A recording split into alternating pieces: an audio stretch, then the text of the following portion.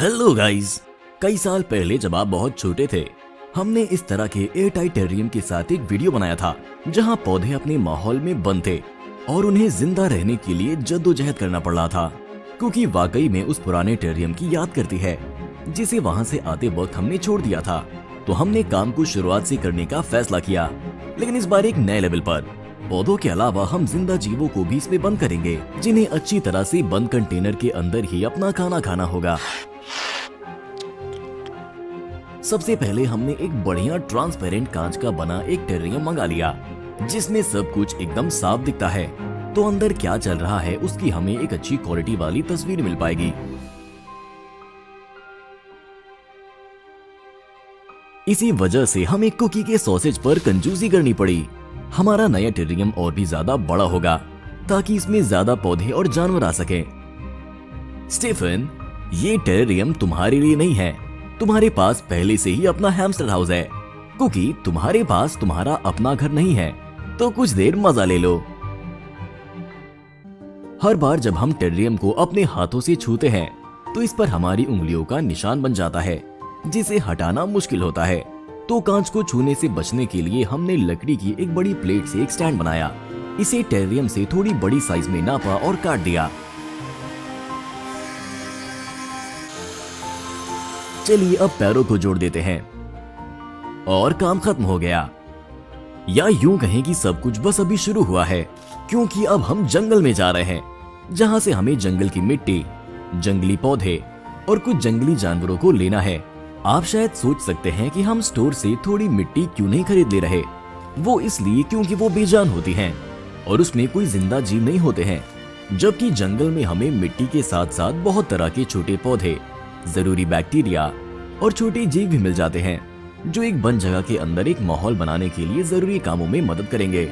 अपने टेरियम के लिए पौधे भी हमने जंगल से ही लिए, क्योंकि वो इस तरह की मिट्टी में पूरी तरह से ढले हुए हैं और इनके पास नए हालातों में जिंदा रहने का सबसे अच्छा मौका है। जाने माने केले का पौधा इसके लिए एक बढ़िया उम्मीदवार है, और ये जंगली स्ट्रॉबेरी शायद कुछ वक्त बाद हमें थोड़ा फल दें। अब हमारे टेरियम के लिए जिंदा जीवों को ढूंढने का वक्त है। हमने इन्हें पुराने पेड़ों की छाल और काई में ढूंढना शुरू किया।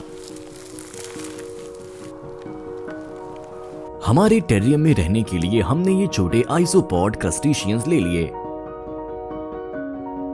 बहुत से लोग इन्हें पसंद नहीं करते और इनसे डरते हैं, लेकिन असल में ये नुकसान ना पहुंचाने वाले, रहमदिल और प्यारे होते हैं। हमें यकीन है कि हमारे टेरियम की वीडियोस देखकर आप इनके बारे में अपनी सोच बदल देंगे। पहली बार जब हमने आइसोपॉड्स को अपने हाथ में लिया तो ये बहुत अच्छा महसूस नहीं हुआ, लेकिन फिर हमें इसकी आदत हो गई और हम दोस्त बन गए। जरा देखिए इनकी मूंछें कितनी प्यारी हैं।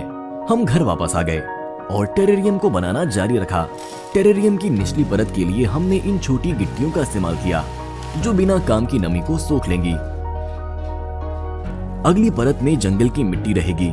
हमने जानबूझकर इसमें लकड़ी के ठूंठे और पत्तियों को रहने दिया, ताकि ये सड़ जाएं और छोटे पौधों के लिए खाने के तौर पर काम करें।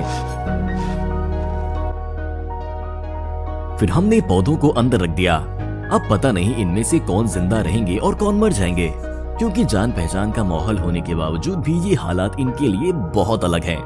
हमें कई तरह की अलग अलग काई का इस्तेमाल करना होगा, जो नमी को सोख लेंगी और आइसोपॉड्स के लिए सोने वाली जगह के तौर पर भी काम करेंगी। साथ ही हमने बलूत के पत्तों के इस तरह के टुकड़े को भी एक जगह रख दिया।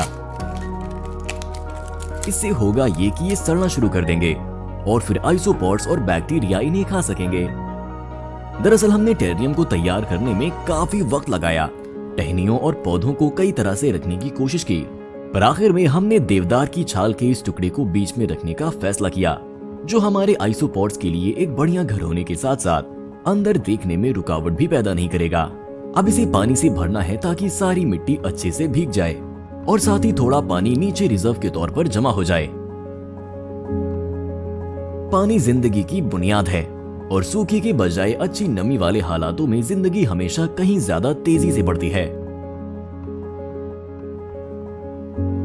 बेचारी चींटी गलती से पौधों में फंसकर पानी की धार में लगभग डूब ही गई थी। खैर, हमारा टेरियम तैयार है। सभी पौधे लग गए हैं और अभी भी इसमें कुछ जगह खाली पड़ी है, जिसमें शायद मिट्टी में मौजूद बीजों से कुछ उग सकता है। शायद आने वाले वक्त में हमें जंगली स्ट्रॉबेरीज की फसल भी मिल जाए। अब यहाँ रहने वालों का वक्त आ गया है, जो पहले ही 2 दिन इस बॉक्स में बैठे हुए बिता चुके हैं और इंतजार कर रहे हैं कि हम उन्हें उनके नए घर में बसा दें। हमने ध्यान से इन्हें टेरियम के बीच में छाल पर डाल दिया और देखते हैं कि आगे क्या होता है। पहला आइसोपॉड खुशी खुशी पत्तों की तरफ दौड़ा और उनमें घुस गया। शायद वो वहां घर बनाने की जल्दी में है। बाकियों ने थोड़ा वक्त लिया और उस छाल को जांचा परखा जिस पर हमने उन्हें रखा था। ये क्रस्टेशियंस बहुत शर्मीले होते हैं और ज्यादातर वक्त छिपे रहते हैं ताकि पक्षी और छिपकली इन्हें खा ना लें। लेकिन हम उम्मीद करते हैं कि वक्त बीतने के साथ ये देखेंगे कि यहाँ इनके लिए कुछ भी खतरनाक नहीं है और ये ज्यादा खुलकर रहेंगे, क्योंकि आइसोपॉड्स नमी और पौधों को पसंद करते हैं, खासकर मरे हुए पौधों को। तो वो न सिर्फ यहाँ अच्छा महसूस करेंगे बल्कि बेजान पत्तियों को भी सफा चढ़ कर जाएंगे। ये ऑप्शन पुराने वाले टेरियम में मौजूद नहीं था। छोटे आइसोपॉड्स फौरन खाने की तलाश में टेरियम के चारों ओर दौड़ने लगे और खाना अभी तक यहाँ बहुत ज्यादा नहीं है, क्योंकि यहाँ अभी तक कोई पौधा मरा नहीं है। इसीलिए यहाँ जो भी है इन्हें उसी से काम चलाना होगा। देखिए कैसे ये छोटा आइसोपॉड अपनी माँ के पास हरी काई का एक टुकड़ा खा रहा है। आप इसके चेहरे और काली आंखों को देख सकते हैं। ये एक इंक्यूबेटर में एक छोटे से एलियन की तरह लग रहा है।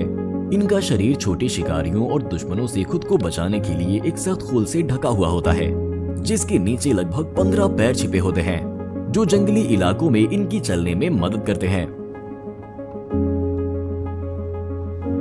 एक बेवकूफ आइसोपॉड फंस गया और कांच के एक टुकड़े पर फिसलने लगा। इस वक्त आप करीब से देख सकते हैं कि ये नीचे से किस तरह बने होते हैं। हम पता लगाएंगे कि क्या पौधे और आइसोपॉड्स इन सब की आदत डाल सकते हैं, टेरियम के अंदर उगने वाले खाने को खाकर जिंदा रह सकते हैं और यहाँ तक कि इन हालातों में क्या रिप्रोडक्शन कर सकते हैं।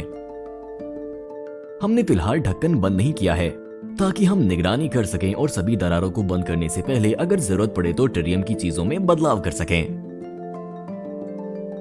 सबसे बढ़िया बात यह है कि अगर आप में से हर कोई घर पर इसी तरह का एक टेरियम बना सकता है तो एक बड़े एक्वेरियम का होना जरूरी नहीं है। आपको आपकी जरूरत की सभी चीजें जंगल में मिल जाएंगी। कुछ आइसोपॉड्स को एक आम जार में रखिए और मजे करिए। ये सब मुफ्त, मजेदार और दिलचस्प है।